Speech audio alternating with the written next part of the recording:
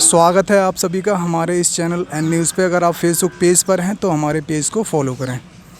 अभी मैं ये जो कैंडी का एक स्कूल है, छोटे बच्चों का प्राइमरी स्कूल, और इसका नाम है English medium primary school candy. ठीक है, दिखाना चाहूँगा, ऊपर देखो, English medium primary school candy नाम से ये स्कूल है। खासियत इसके बारे में कुछ मैं बताऊंगा, ख़ास बातें। और सबसे महत्वपूर्ण बात ये है कि इस एरिया में कासगंज जो डिस्ट्रिक्ट है उसमें मैंने जहाँ तक स्कूलों को देखा है और इसकी तुलना में मतलब बहुत फ़र्क है। मेरी जो ग्राम पंचायत है जहाँ पे मैं रहता हूँ उसकी कंडीशन भी उसकी हमने दीवार कार्यवाही करके तोड़वाई थी, लेकिन इसकी ये जो स्कूल है इनको जो बनवाने वाले जो प्रधान जी हैं उनसे भी मैं आपको मिलाऊंगा।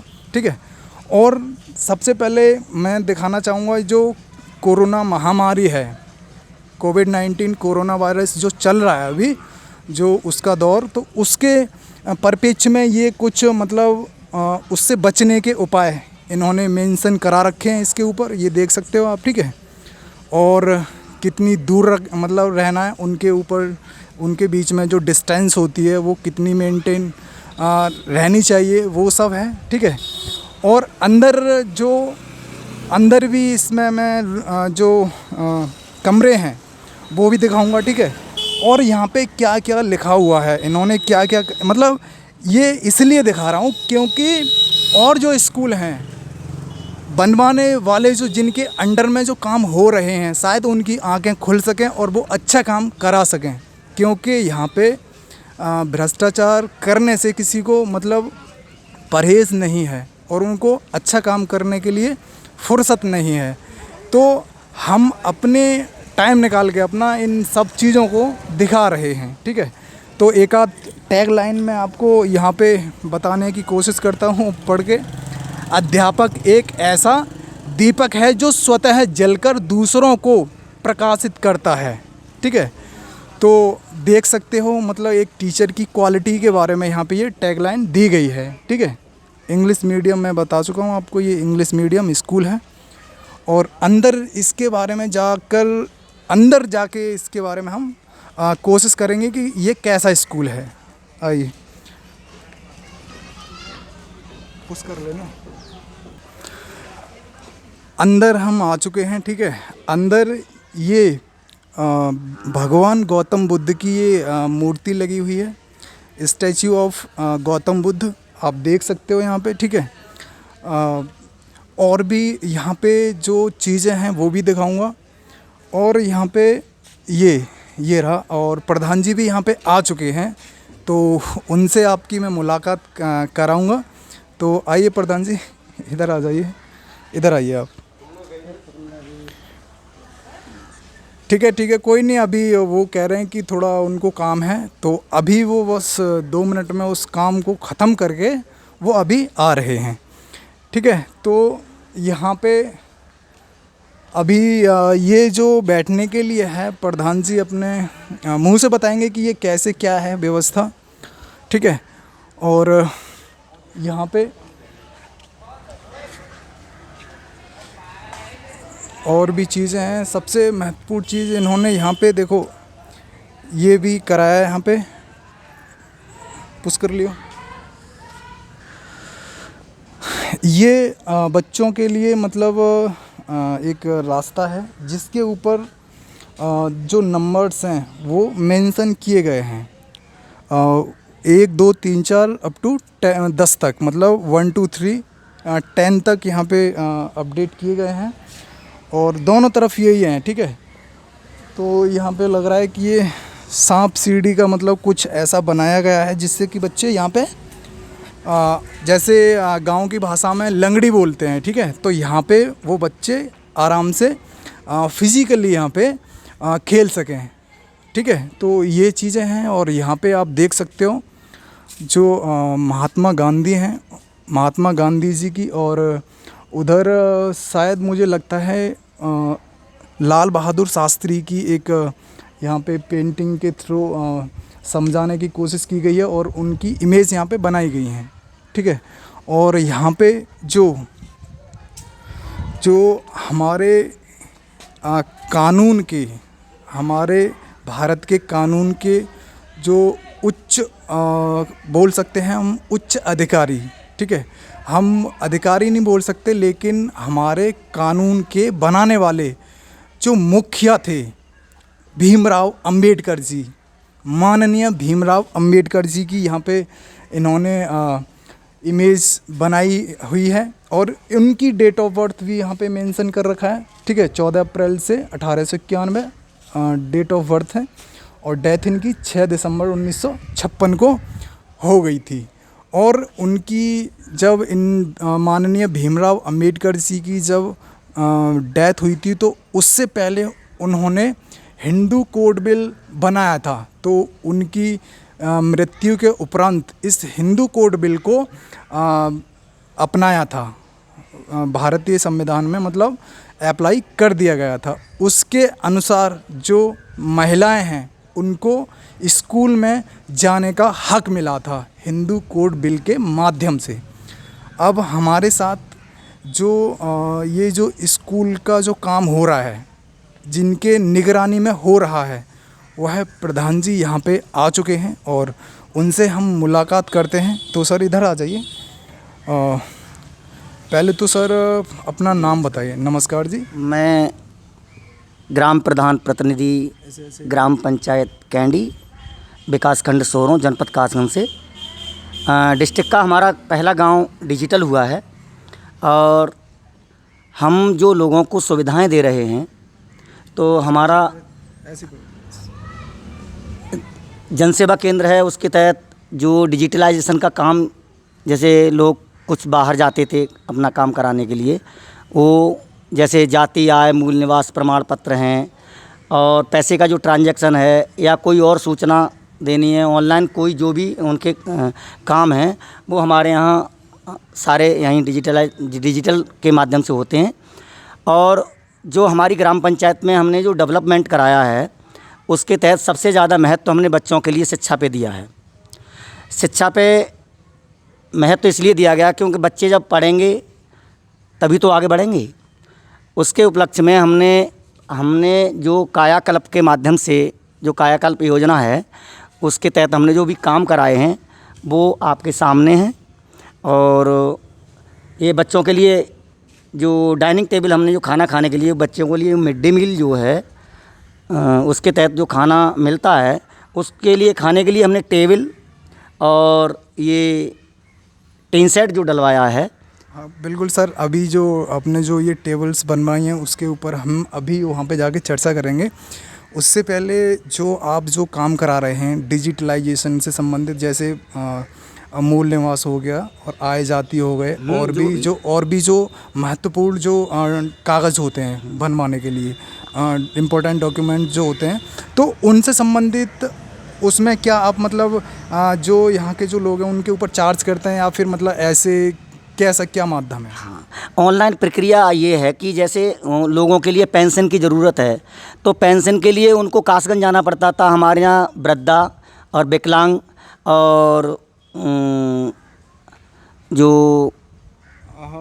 वृद्धा मतलब और थी बहुत प्रकार की मतलब पेंशन। हाँ, विकलांग, वृद्धा और ये जो पेंशन है, हाँ होती हैं मतलब। और तो उनको जो जैसे विकलांग हो गया तो वह ऐसे नहीं जा सकता वहाँ पे कि उसे बहुत सारी परेशानियों का सामना करना पड़ता है। हाँ, तो आपने मतलब उसको सोचते हुए वो जो महत्वपूर्ण जो कठिनाइयाँ हैं उनसे संबंधित, हाँ, उनको आपने दूर करने की कोशिश की और मतलब उससे कुछ आप मतलब चार्ज लेते हैं? हाँ, हमारे यहाँ जो ऑनलाइन प्रक्रिया है उनसे केवल खाली 20 रुपये चार्ज होता है। और जो ज़्यादा वृद्ध महिलाएं हैं या विधवाएं हैं, जैसे विधवा पेंशन है, तो हम ऑनलाइन का उनसे पैसा भी नहीं लेते हैं। अच्छा, तो आप उनके पास कोई सहारा है नहीं, अब उनसे पैसा भी लिया जाए, कोई 20 रुपये बहुत बड़ी बात नहीं है। हमारे यहाँ 4 माइक लगे हुए हैं। जो भी हमारे यहाँ मीटिंग्स होती हैं या कोई हमें वैसा अन्य कार्यक्रम करना है तो हमारे यहाँ माइक द्वारा अनाउंस किया जाता है। और कोविड-19 का तो हम लोगों ने जब से कोविड-19 का कहर हमारे देश पे छाया हुआ है, तब से हमारे यहाँ 4 माइक लगा दिए गए हैं और हमने एक कंट्रोल रूम बनाया है। वहाँ पर मेरी 10 वर्षीय बेटी है, वो ऑडियंस देती है, जागरूक करती है गांव की जनता के लिए प्लस आसपास के क्षेत्र के लिए, और उसकी सराहना भी की गई है। तो मुझे अच्छा लगता है कि मैं कैसी भी तरीके से अपने गांव को सुरक्षित रखूं और अपने समाज को सुरक्षित रखूं और अपने परिवार को सुरक्षित रखूं। अच्छा, अच्छी बात है कि मतलब आपके जैसे अगर गांव के अंदर, ग्राम पंचायत के अंदर प्रधान जी और आ जाएं तो शायद जो प्रत्येक ग्राम पंचायत की शायद जो उसका जो हुलिया है कहने का मतलब है, और उसके अंदर मतलब और भी बदलाव नज़र आए, है कि नहीं है? हाँ, देखिए मेरा कहना है, हम कोई भी काम करेंगे जब तक हमें सहयोग नहीं मिलेगा, भाई जनता का सहयोग बहुत महत्वपूर्ण है। जनता हमसे जुड़े, हम उनसे जुड़े हुए हैं, तो मैं सोचता हूँ कि कोई भी चीज़ है उसको क्रिएट तरीके से, यानी और भी ज़्यादा अच्छे सृजनात्मक तरीके से उनको उनके सामने जाए वो बात, और वो उस चीज़ को समझ पाएँ और उस पर अमल कर पाएँ। तो ऐसा ही मेरी नज़र में है कि तभी मैं उसका सहयोग कर पाऊँगा और वो मेरा सहयोग कर पाएंगे। हाँ बिल्कुल, आपकी बिल्कुल बात ये सही है, क्योंकि हर एक जो ग्राम पंचायत के अंदर जो वोटर है उसको अपने वोट की मतलब अहमियत समझनी होगी, क्योंकि सही कौन सा है, गलत कौन सा है। जो विकासवाद को बढ़ावा दे रहा है उन्हें पहले प्रीफरेंस देनी चाहिए, ऐसा कुछ ज़रूर होना चाहिए। क्योंकि लोग आते हैं, कुछ लोग ऐसे होते हैं कि दबंगई रूप में आते हैं और अपनी दबंगई फैलाने के लिए लोगों को मोहित अपनी ओर आकर्षित करते हैं कि हमें वोट दें, और या फिर एक केस ऐसा आता है कि नोट के बदले वोट। ऐसा मैंने बहुत ज़्यादा देखा है कि नोट के बदले वोट बहुत ज़्यादा चलता है, लेकिन जहाँ पे नोट के बदले वोट चल रहा है वहाँ पे विकास बिक जाता है। ऐसा है कि नहीं? अगर नोट के वोट बदले चला तो वहाँ पे क्या विकास संभव है? देखिए, दुनिया ये तो जानती है कि आदमी लालच तो देता ही है वोटर के लिए, लेकिन हमारे यहाँ ऐसा कुछ भी नहीं है।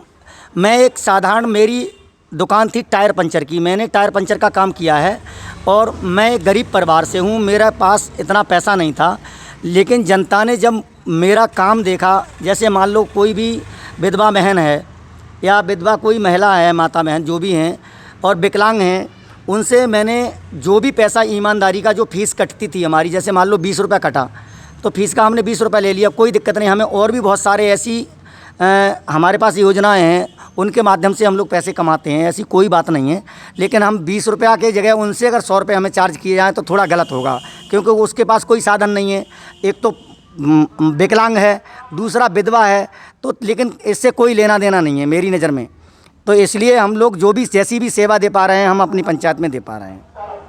अच्छा, जो आपके जो विचार हैं वो अच्छे हैं, और ऐसे ही आप, मुझे लगता है कि आने वाले टाइम में आपको कोई नहीं रोक पाएगा। फिर दोबारा आपको जो आपका जो शासन है ग्राम पंचायत के लेवल का, उसमें आपको नहीं रोक पाएगा।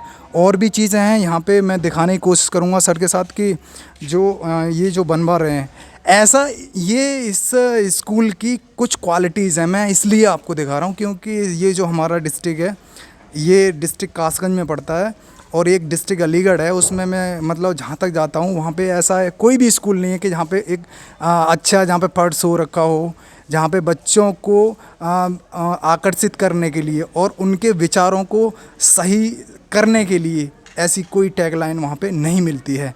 मिलता है तो बस मिड डे मील का बस रोस्टर दे देंगे कि कितना कितना देना है, वो भी मजबूरी में, और वहाँ पे किसी अधिकारी का वहाँ पे नंबर नहीं होता है, और भी मतलब बहुत सारी कमियां हैं। कमियों को गिनाते गिनाते थक जाओगे, लेकिन यहाँ का जो है वो दिखा रहे हैं आपको।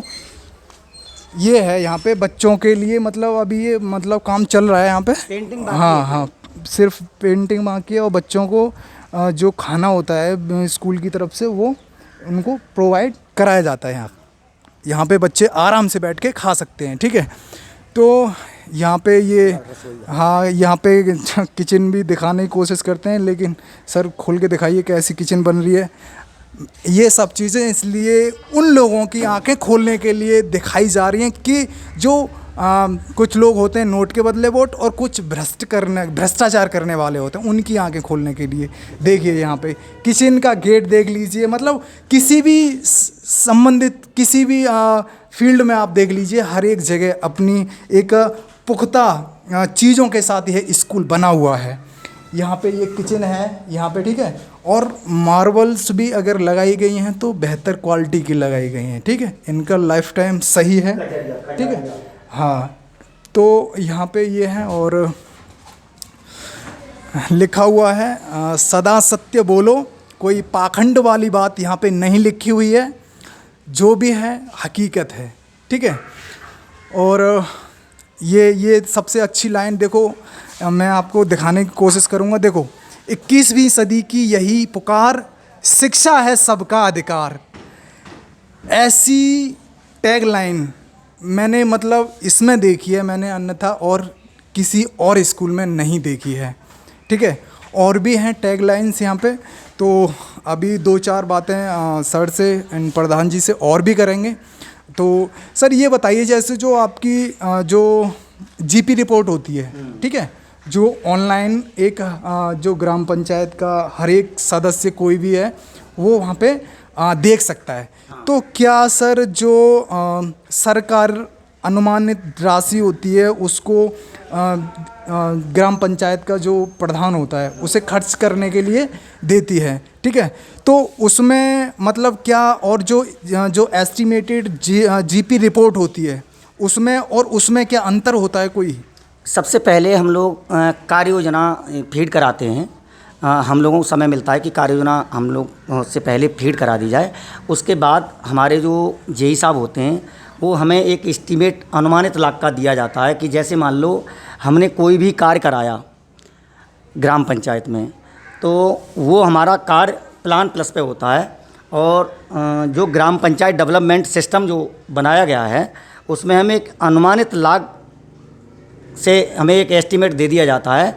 और उसके बाद जब हमारा कार्य पूर्ण हो जाता है उसके बाद उसकी एक एमबी होती है। जेई साहब फिर से दोबारा से बार बार चेकिंग करते रहते हैं कि कोई काम गलत तो नहीं हो रहा है, और उसकी एमबी होती है। और उसके बाद अनुमानित लाख को देखते हुए उसमें कितना कम हुआ कितना ज़्यादा हुआ, उसके बाद असली मानक निकाल के और उसका एस्टीमेट वेरीफाई कर देते हैं।